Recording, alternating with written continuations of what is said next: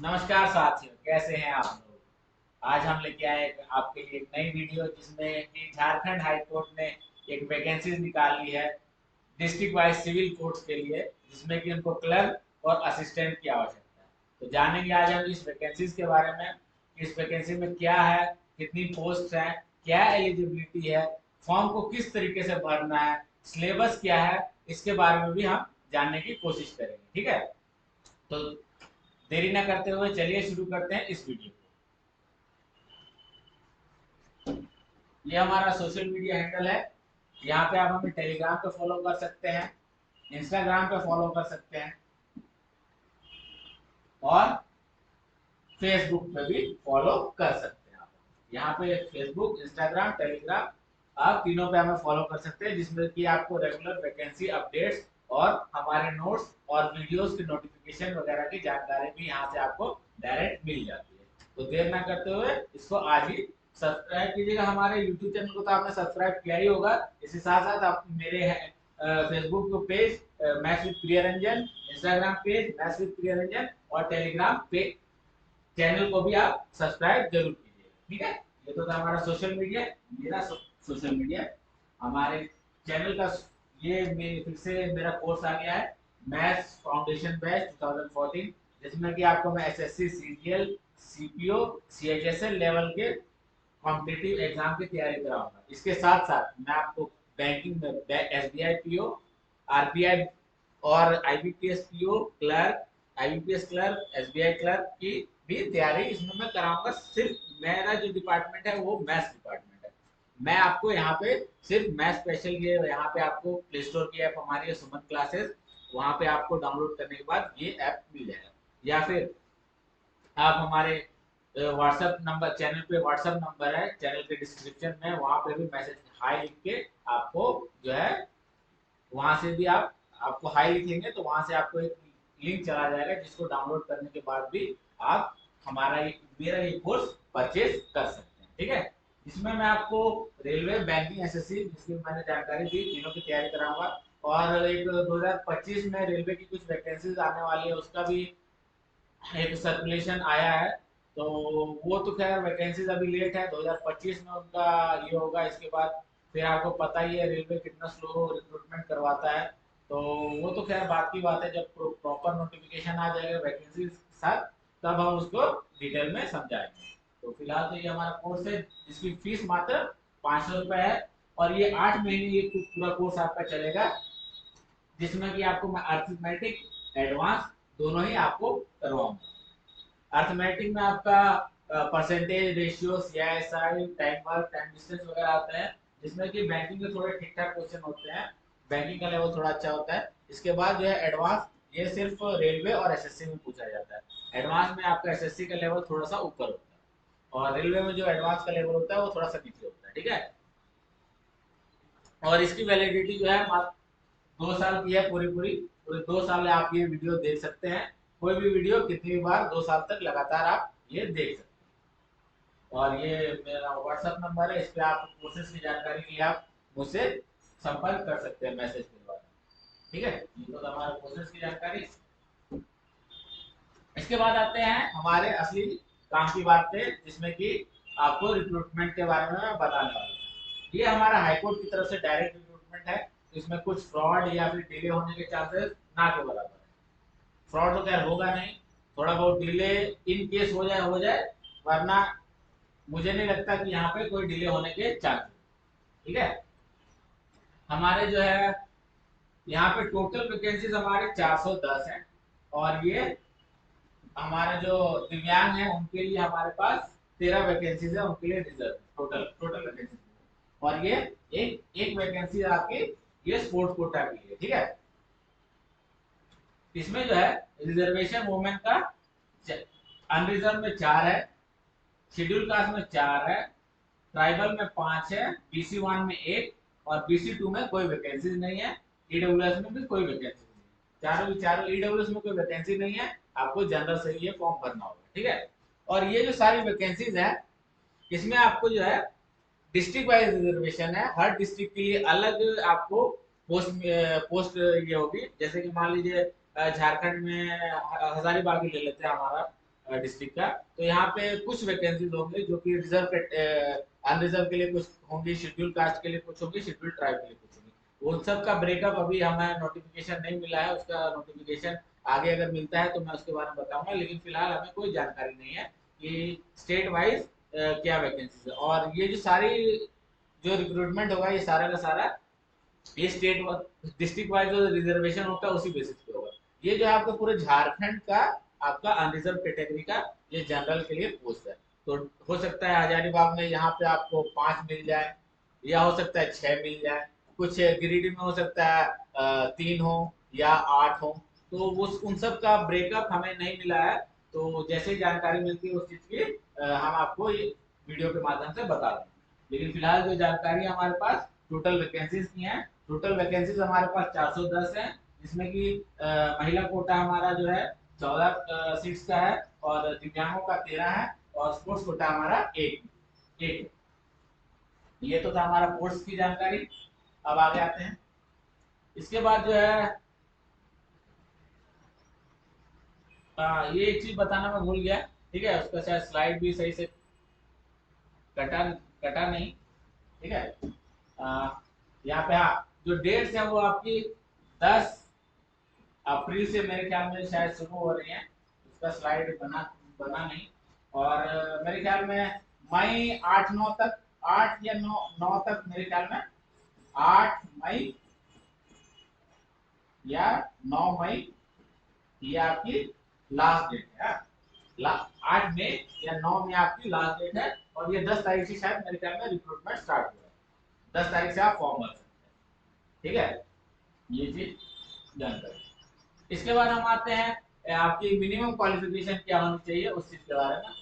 Assistant या फिर clerk की बात करें तो आपको ये 25,500 रुपए से लेके 81,100 रुपए तक की आपको यहाँ पे सैलरी मिलेगी। मतलब इसी के बीच में वेरी करेगी आपकी सैलरी, ठीक है।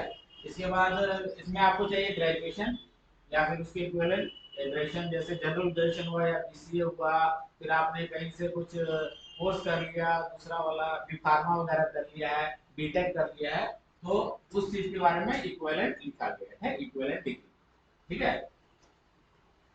इसके बाद हम आपको जो है कंप्यूटर की नॉलेज होनी चाहिए, थोड़ी बहुत बेसिक नॉलेज आपको होनी चाहिए। कोई स्पेशल डिग्री की यहाँ पे रिक्वायरमेंट नहीं, आपको नॉलेज बस होनी चाहिए, कोई सर्टिफिकेट वगैरह आपसे नहीं मांगा गया। अब आते हैं हमारा एलिजिबिलिटी क्राइटेरिया पे, ठीक है। आपको फॉर्म भरने टाइम क्या क्या आपके पास एलिजिबिलिटी होनी चाहिए, इस चीज के बारे में इस पेज में दिया गया। चलिए आइए जानते हैं। कैंडिडेट के पास जो है minimum qualification before last date of submission of online. मतलब आपके पास जो ग्रेजुएशन की डिग्री है वो आपकी 8 या 9 मई तक आपकी डिग्री पे वो डेट प्रिंट होनी चाहिए कि 8 या 9 मई तक आपके पास वो डिग्री आ चुकी है। डिग्री पे 8 या 9 मई के बाद की डेट वैलिड नहीं होगी, ठीक है। लास्ट डेट जो भी है फॉर्म की वो मैं देख लीजिएगा आप लोग, 8 या 9 यही कुछ है। मतलब आपकी मई के बाद की डेट नहीं होनी चाहिए, मई फर्स्ट वीक के बाद की आपकी ग्रेजुएशन डिग्री पर डेट होनी चाहिए, तभी आप ये फॉर्म इस जॉब के लिए एलिजिबल हो, ठीक है। और हाँ यहाँ पे कंप्यूटर एप्लीकेशन की नॉलेज, ठीक है, नॉलेज होनी चाहिए कंप्यूटर की, ये दिया है। और टाइपिंग स्पीड जो है आपकी 20 वर्ड पर मिनट होनी चाहिए। 20 वर्ड पर मिनट में कहने का मतलब है कि अगर आप आज टाइपिंग की 0 स्पीड भी है ना, तो आप अगर डेली 1 घंटा देंगे तो मैक्सिमम आपका 1 महीने में ये टाइपिंग स्पीड बन जाएगी। बहुत ही आसान सी है, आधे से 1 घंटा, 1 घंटा मैक्सिमम, 1 घंटा मैक्सिमम आप देंगे, तब भी आप 1 महीने में ये स्पीड अचीव कर लेंगे। बहुत ही नॉमिनल स्पीड है, कोई बड़ी चीज नहीं दी है, ठीक है। और ये क्वालिफाइंग नहीं चलता है। अगर आप इसमें तो आप सोच रहे हैं कि कोई 60 वर्ड प्रति मिनट टाइप कर रहा है तो उसको पहले ले लेंगे, ऐसा नहीं। अगर आप 20 में टाइप कर रहे हैं और आप रिटर्न में अच्छे मार्क्स लाए हैं तो आपको पहले प्रायोरिटी मिलेगी, चाहे इसमें आपके 100 की स्पीड हो चाहे 50 की स्पीड हो, डजंट मैटर। मिनिमम आपकी 20 वर्ड की होनी चाहिए, इसके बाद सब बराबर है, ठीक है। 20 वर्ड वाले भी वहीं खड़े रहेंगे जहां पे 80 वर्ड प्रति मिनट जो टाइप कर रहे हैं वो भी वहीं खड़े रहेंगे, ठीक है। और तो इस चीज के लिए आपको घबराना नहीं, ठीक है।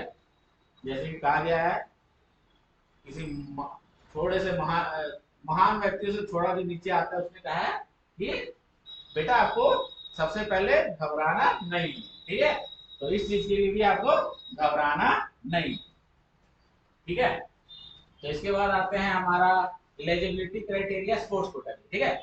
जो भी स्पोर्ट्स कोटा में जो एक सीट बची है, उसमें जो लोग भी फॉर्म भरने के इच्छुक है, तो उनके लिए मैं बता दूं कि जो भी सी ग्रेड की जॉब होती है, सी ग्रुप सी की जॉब, ग्रुप सी में जो भी स्पोर्ट्स की डिग्री मांगी जाती है, स्पोर्ट्स में मेरे को उतनी जानकारी नहीं है, चाहे वो हो सकता है नेशनल लेवल की हो या डिस्ट्रिक्ट लेवल की, और जो भी स्पोर्ट्स कोटा से जाना चाहते हैं तो उनको बेटर पता होगा कि जो भी होगा आपका डिस्ट्रिक्ट लेवल का सर्टिफिकेट मांग रहा हो या फिर नेशनल लेवल का या स्टेट लेवल का, तो वो जानकारी आपको थोड़ा सा अपने कोच या फिर अपने जो एकेडमी जहाँ पे आपका जो स्पोर्ट्स इंस्टीट्यूशन है जिसके लिए आप खेलते हैं, डिस्ट्रिक्ट के लिए खेलते हैं, तो वहाँ पे डिस्ट्रिक्ट ऑफिस में जाके पूछ सकते हैं, स्टेट के लिए ये करते हैं तो आप वहाँ पे जाके एक बार पूछ लीजिए। अगर वैसे ही अगर आपको कुछ कंफ्यूजन है तो आप हमें डायरेक्ट व्हाट्सएप पे भी संपर्क कर सकते हैं। मेरा आपने वो कोर्सेज की जानकारी के समय में मैंने वो व्हाट्सएप नंबर लिखा है, उस पर भी आप डायरेक्ट मुझे मैसेज करके वो जानकारी आप मुझसे प्राप्त कर सकते हैं, ठीक है। इसके रिगार्डिंग मैं आपको अलग से जानकारी दे दूंगा, अगर आप मुझसे जानना चाहते हैं तो मैं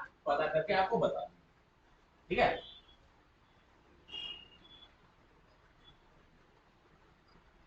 ठीक है, ये चीज आपको पता चल गई, ये एलिजिबिलिटी स्पोर्ट्स वाला हो गया। और ये आपका ये कोई क्रिमिनल केस नहीं होना चाहिए, आप मेंटली स्वस्थ होने चाहिए, आपको वही सब है, क्रिमिनल केस नहीं होना चाहिए और मेंटली स्वस्थ होने चाहिए, ठीक है। तो ये चीज मुझे उम्मीद है ये वीडियो अगर आप देख रहे हैं तो मेंटली स्वस्थ ही होंगे।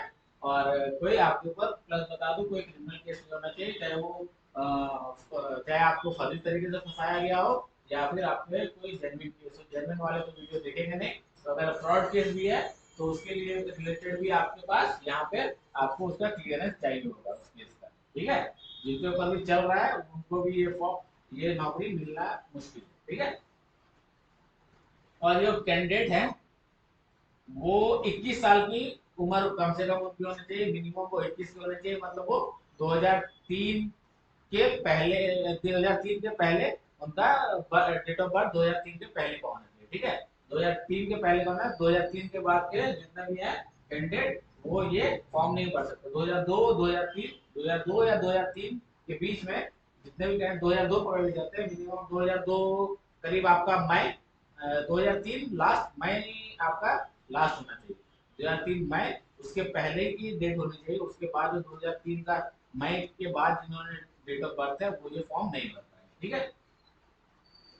इसके बाद लास्ट आपका मैक्सिमम एज आपकी 27 है, ठीक है। सॉरी, ये 35 आपकी रिजर्व कैटेगरी के लिए, ठीक है। जनरल के जो भी कैंडिडेट है जनरल या ईडब्ल्यूएस उनकी जो लास्ट एज है वो 35 साल है, ठीक है। वो 35 साल की या 35 साल से कम के हैं वही भर सकते हैं। इसके बाद रिजर्व कैटेगरी की आपका BC1 और BC2 के लिए, ओबीसी में मेनली उनकी उम्र जो है 37 या 37 से कम होनी चाहिए। इसके बाद हमारा SC ST के लिए जो है ये 40 लास्ट है, ठीक है। 40 या 40 से कम आपकी, अगर आप SC और ST हैं और आपकी उम्र 40 से कम है तभी आप ये फॉर्म भर सकते हैं, ठीक है। और ये महिलाओं के लिए अलग से कोई रिजर्वेशन नहीं है, एज रिलैक्सेशन नहीं है, सॉरी, एज रिलैक्सेशन नहीं है। महिलाएं और पुरुष यहाँ पे एज के मामले में सबको बराबर का छूट दिया गया है, ठीक है। इसके बाद एक्स पर्सनल वगैरह वो सब, एक्स पर्सनल को, ठीक है, दिव्यांगों को हमें यहाँ पे 10 साल का मिला है रिलैक्सेशन, मतलब वो 45 तक भर सकते हैं। इसके बाद एक्स सर्विस मैन को जो है 5 साल का अपर लिमिट मिला है। जनरल के अगर जनरल से और आप एक्स सर्विस मैन है तो आपको 40 की एज तक आप भर सकते हैं। और इसके बाद अगर आप एक्स सर्विस मैन है और ओबीसी में आते हैं तो आप 42 तक भर सकते हैं। और अगर आप एक्स सर्विस मैन है और SC या ST में आते हैं तो आप 45 तक ये फॉर्म भर सकते हैं, ठीक है। इसके बाद फॉर्म आपको किस तरीके से भरना है इसके बारे में मैं आपको जानकारी दे दूं कि फॉर्म जो है आपका, आपको एक फोटोग्राफ चाहिए, सिग्नेचर चाहिए, स्कैनर में फोटो स्कैन होना चाहिए, ठीक है। वैसे जुगाड़ है हमारे पास, या आप मोबाइल से एडोब स्कैन स्कैन को यूज करके भी आप ये काम कर सकते हैं। ठीक है, मोबाइल से भी हमारा ये काम हो जाता है। ठीक है, स्कैनर की उतनी जरूरत नहीं है। साइबर कैफे वगैरह में अगर आप आस पड़ोस में आपका कोई दोस्त यार या फिर आपका ऐसे संबंध है तो उसको 10 रुपए की कमाई, 10 रुपए देके भी ये काम आप करवा सकते हैं। ठीक है, अगर नहीं देना चाहते तो भी ये घर पे मोबाइल पे एडोब स्कैनर के द्वारा हो जाता है। ठीक है, वो स्कैन चाहिए फोटो का और सिग्नेचर का। ठीक है, इसके बाद क्या है, मैट्रिकुलेशन सर्टिफिकेट, आपका डेट ऑफ बर्थ का प्रूफ होगा। ठीक है, आपकी जो भी मैट्रिकुलेशन मैट्रिक का जो आपका एडमिट कार्ड या डिग्री है उस पे अगर आपका डेट ऑफ बर्थ जो भी दिया हुआ है वही आपको, वही डेट आपकी मानी जाएगी। ठीक है, इसी डेट पे आप पैदा हुए। ठीक है, और इसकी स्कैन कॉपी भी आपको देनी होगी। ठीक है, इसके बाद प्रोविजनल या ओरिजिनल सर्टिफिकेट, अगर आपने जस्ट ग्रेजुएशन पास किया है तो आपको ओरिजिनल सर्टिफिकेट तो 6 महीने बाद मिलेगा। तो इसके लिए आप जो भी प्रोविजनल सर्टिफिकेट है वो ग्रेजुएशन का, अ, ठीक है, जो भी प्रोविजनल सर्टिफिकेट है या फिर ओरिजिनल जो भी आपको, अगर आप 6 महीने या साल भर पहले आपको डिग्री मिल गई है तो आपके पास ओरिजिनल होगा, और जस्ट आपको आपने ग्रेजुएशन पास किया है तो आपके पास ये प्रोविजनल सर्टिफिकेट होगा, तो इसकी भी एक कॉपी वहां पे आपको देनी होगी। ठीक है, मतलब वहां पे अपलोड करनी होगी फॉर्म में।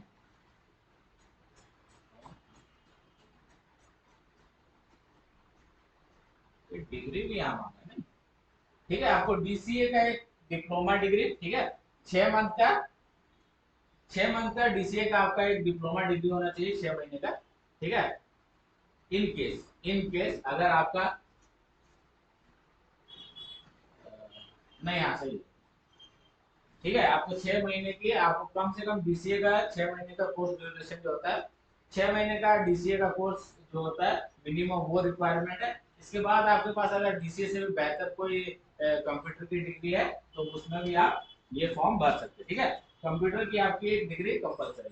यहाँ पे नोटिफिकेशन में कहीं नहीं दिया था, ठीक है, लेकिन आपको एक कंप्यूटर की डिग्री देनी होगी। ठीक है, रेसिडेंशियल सर्टिफिकेट आपका, ठीक है, रेसिडेंशियल सर्टिफिकेट आपका होना चाहिए, स्कैन कॉपी, रेसिडेंशियल सर्टिफिकेट का स्कैन कॉपी एक। ठीक है, रेसिडेंशियल सर्टिफिकेट का स्कैन कॉपी आपके पास एक अपलोड करना होगा आपको।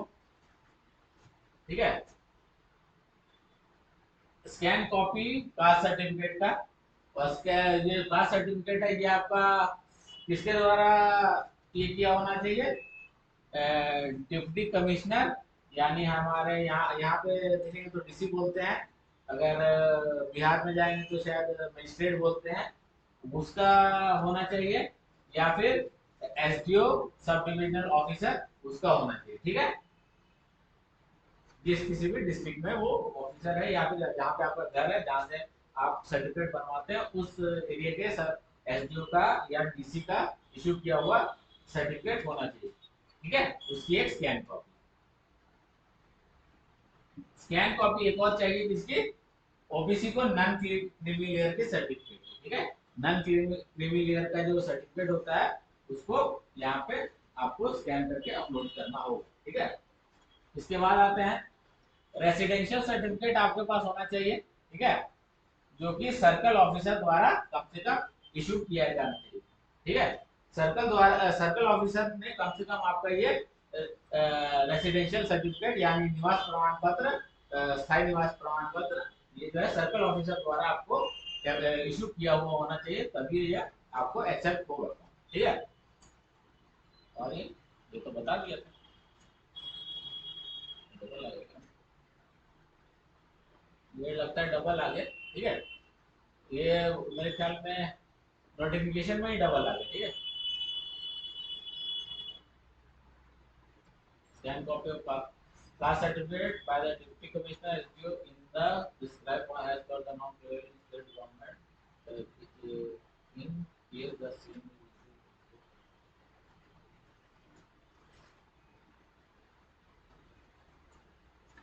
ठीक है, यहाँ पे क्या दिया है कि 2019 कम से कम आपका 19 या 19 के बाद का आपका कास्ट सर्टिफिकेट होना चाहिए। ठीक है, रेसिडेंशियल भी आपका 19 के बाद का होना चाहिए, ठीक है।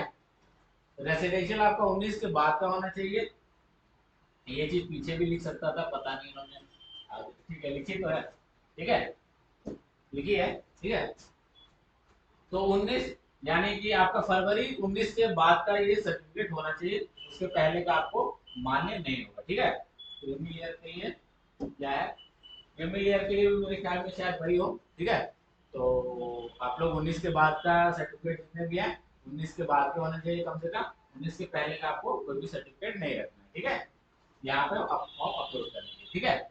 इसके बाद आता है हमारा, शायद ये सेगमेंट आखिरी चल रहा है, एग्जामिनेशन जो है आपकी फीस जो है जनरल और ईडब्ल्यूएस के लिए और ओबीसी के लिए 500 रुपए है, और शेड्यूल कास्ट और शेड्यूल ट्राइब के लिए आपके पास 125 रुपए लगेंगे, ठीक है। फॉर्म की फीस आपकी 125 रुपए। इसके बाद कुछ है, ठीक है। तो ये नोटिफिकेशन इतना ही था। इसके अलावा कोर्स के, चलिए सिलेबस की जानकारी भी थोड़ी सी दे ही देता हूँ, ज़्यादा लंबा नहीं ले जाएंगे। इसमें आपको सिलेबस में इसका एक इंग्लिश है, मैथ्स है, मैथ्स प्लस रीजनिंग, और कंप्यूटर है,